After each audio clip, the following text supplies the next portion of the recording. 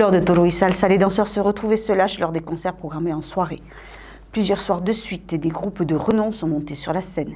C'était le cas pour la première fois du jeune groupe Paz Antiguana. Rencontre avec ce groupe hors du temps. Samedi soir, au Parc des Arènes, danseurs et amateurs de salsa sont venus découvrir la tropical soul du groupe Paz Antiguana, un mélange de latin soul et de boogaloo. Retour dans les années 60.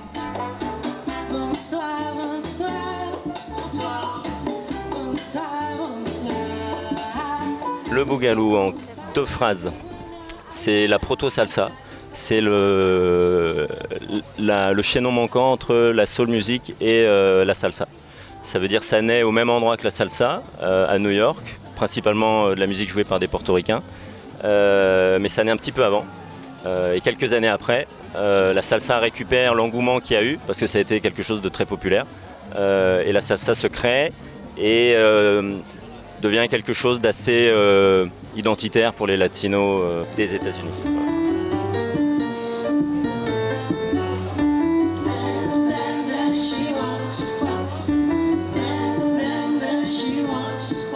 C'est vraiment un mélange entre des sons qui sont un peu à la base de la salsa, mais ça ne va pas tout à fait dans cette direction et ça se mélange avec les sons rythme blues en fait.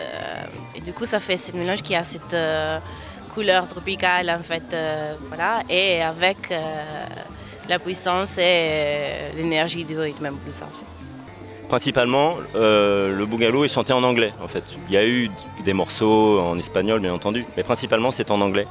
Et en fait, c'est une musique qui naît d'une volonté de rapprocher des communautés qui vivent aux mêmes endroits, Harlem ou le Spanish Harlem, donc les Noirs américains, les Latinos, mais qui se côtoient, mais qui, quand les jeunes Latinos jouent leur musique un peu traditionnelle à l'époque, ça marche pas tout à fait, c'est pas dans les références des Noirs américains.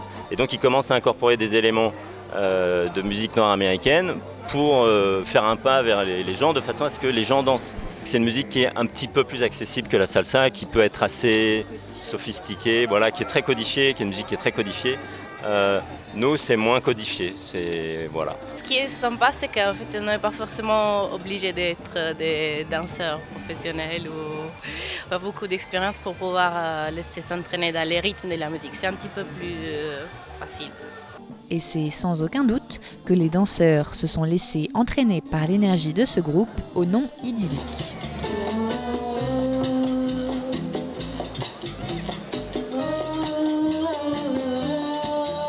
Nous, on ne s'appelle pas Antiguana. Dans l'Antiquité romaine, il y a eu la Pax Romana. Donc, c'est l'Empire romain qui définit même les frontières du monde. Au XIXe siècle, il y a eu la Pax Britannica. Au XXe siècle, la Pax Americana, donc ce sont des puissances qui gouvernent le monde en quelque sorte.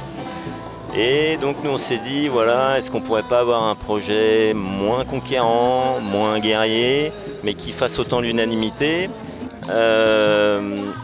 Donc le nom Antiguana vient des îles Antigua et Barbuda, des îles Caraïbes. Antigua, ce serait l'île sur le pays dans lequel le taux de suicide serait le plus faible. C'est aussi un pays dans lequel il y a 365 plages. Donc 365 plages, c'est une par jour. Donc c'est quand même impressionnant en fait. Et du coup, voilà, il y a un projet qui se dessine là. La plage, le rhum, un peu de musique, voilà. Donc nous, pendant 5 minutes, on essaye de faire en sorte que tout le monde soit à peu près dans la même direction, que les gens oublient leurs soucis, nous aussi éventuellement, et qu'on se retrouve après. Et bon, après, la vie continue, mais voilà, notre projet c'est ça, pendant 1h30, une parenthèse enchantée si c'est possible. Après Toro y Salsa, le groupe se retrouvera à la rentrée pour enregistrer leur 3e 45 tours.